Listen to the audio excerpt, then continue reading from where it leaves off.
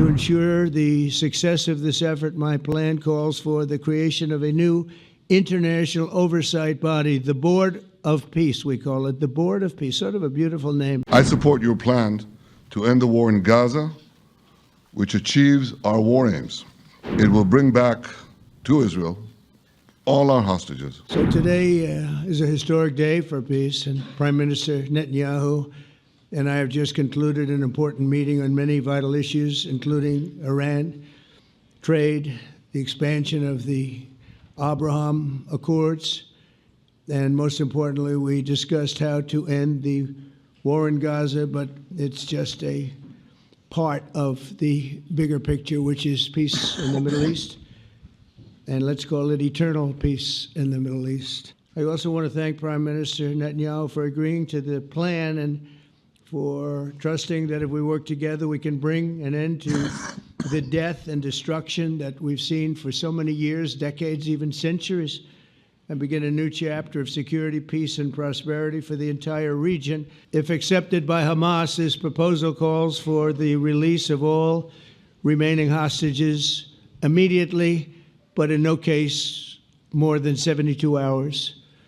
So the hostages are coming back, and I hate even saying this from the standpoint, doesn't sound right, but it is so important to the parents. The bodies of the young men, I believe in almost all cases, the young men are coming back immediately. And it means the immediate end to the war itself, not just Gaza. It's the war itself. Under the plan, Arab and Muslim countries have committed, and in writing in many cases, but I actually would take their word for it. The people I mentioned, I'd take their word for it. To demilitarize Gaza, and that's quickly. Decommission the military capabilities of Hamas and all other terror organizations. Do that immediately. And we're relying on the countries that I named and others to deal with Hamas.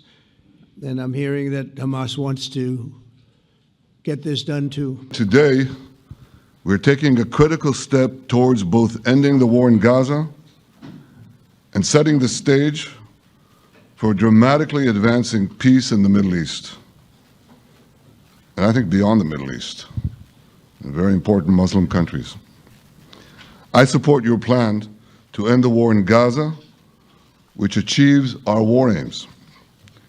It will bring back to Israel all our hostages, dismantle Hamas's military capabilities, end its political rule, and ensure that Gaza never again poses a threat to Israel. We would not have achieved this turning point without the courage and sacrifice of our incredibly brave soldiers. They fight like lions to defend the people of Israel, and they serve on the front line in the war between civilization and barbarism. Mr. President, when our two countries stand shoulder to shoulder, we achieve the impossible.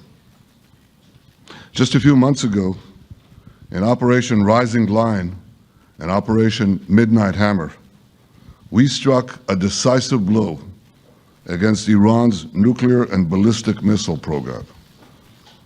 Your bold decision to send those B-2s made the region safer and the world safer. Now, under your leadership, we're taking the next step to win the war and expand the peace. Your plan is consistent with the 5 principles my government set for the end of the war and the day after Hamas. Everybody asks, what is your plan for the day after Hamas? Here's our plan. Pass it in the cabinet. All our hostages, both those who are alive and those who died, all of them will return home immediately. Hamas will be disarmed. Gaza will be demilitarized. Israel will retain security responsibility, including a security perimeter for the foreseeable future. And lastly, Gaza will have a peaceful civilian administration that is run neither by Hamas nor by the Palestinian Authority.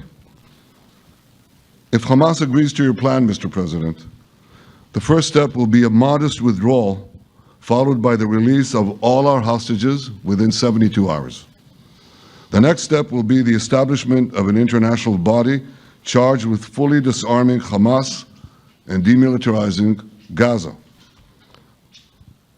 I appreciate your willingness to lead the body, Mr. President. I really appreciate it because you have a lot of things to do, and this is important.